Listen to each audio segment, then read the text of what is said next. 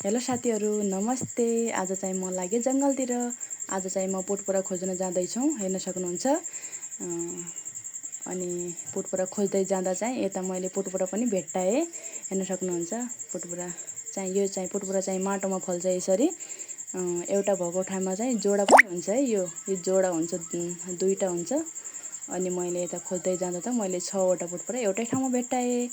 अनि पोटपुरा खोजेर हामी चाहिँ किनारातिर गयौँ, नदीको किनारातिर। यता जाँदा त यो पुल बन्दै गरेको रहेछ, यता ल्यान्डर पर्दै रहेछ उता। अनि यो पुल चाहिँ डाँगापट्टि पर्सिया हुँदै धनगढी डोके बजार जाने बाटो रहेछ, यता नयाँ खुल्दै रहेछ। अनि यो मैले देखाएको चाहिँ सिन, यो पछाडि देखाएको सिन चाहिँ हामी सानो छँदा यता भैँसी चराउन आउँथ्यौँ है। भैँसी चराउन आउँथ्यौँ। मलाई चाहिँ यस्तो बचपनको याद आयो यो देखेर। यता एकछिन म बसेँ, यता बसेर यसो हेरेँ मैले यो ठाउँमा चाहिँ। अनि हामीहरू बसेर घरतिर लाग्यौँ। घरतिर जाँदै गर्दा यता रुखमा फलेदो पनि पाकेको रहेछ, हामीले टिपेर खायौँ फलेदा। अनि घर पुग्यौँ हामी चाहिँ। घर पुगेर चाहिँ म यो पोटपुरालाई धोइ पखाली गर्दैछु। यसमा चाहिँ माटो हुने हुनाले, माटो बालुवा धेरै हुन्छ नि त यो माटोमा फल्ने हुनाले, त्यही भएर यसलाई राम्रोसँग धुनुपर्छ, राम्रोसँग सफा गर्नुपर्छ।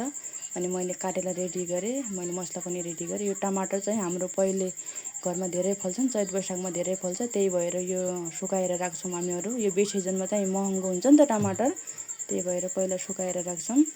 अनि मैले प्याज भुटेँ यता, प्याज भुटेर मसला चाहिँ यो पोटपुरोमा अलि बढी नै राख्नुपर्छ है। थोरै मसला राखेपछि त्यस्तो राम्रो टेस्ट आउँदैन, त्यस्तो मिठो हुँदैन। अलि बढी नै मसला राखेँ मैले। तेल मसला चाहिँ बढी राख्नुपर्छ। अनि यो मसला पाकेर चाहिँ रेडी भयो मेरो यता मसला पाके। अनि मैले पोटपुरोमा चाहिँ मैले आलु पनि मिक्स गरेको छु थोरै। यो आलु पनि राम्रो टेस्ट दिन्छ, त्यही भएर। अनि यता पाकेर म पाक्दै गर्दा यता मम्मीको लागि भेन्डी काटेँ मैले। मम्मी चाहिँ खानुहुन्न पोटपुरो, यसको तरकारी खानुहुन्न। यता तरकारी पनि पाकेर रेडी भयो मेरो। आहा, खुसबु चाहिँ यस्तो मिठो आइरहेको थियो, बास्ना चाहिँ। अनि मैले भेन्डीको साग पनि सिम्पल तरिकाले पकाइदिएँ। अनि पकाउँदै गर्दा यता भात पनि पाकेर रेडी भइसकेको थियो हाम्रो, हेर्न सक्नुहुन्छ। हामी चाहिँ खाँदैछौँ, खाना खान लागे, हेर्न सक्नुहुन्छ। यस्तो मिठो भएको थियो खाना चाहिँ। आजको भिडियो कस्तो लाग्यो कमेन्टमा बताउनु होला। बाई।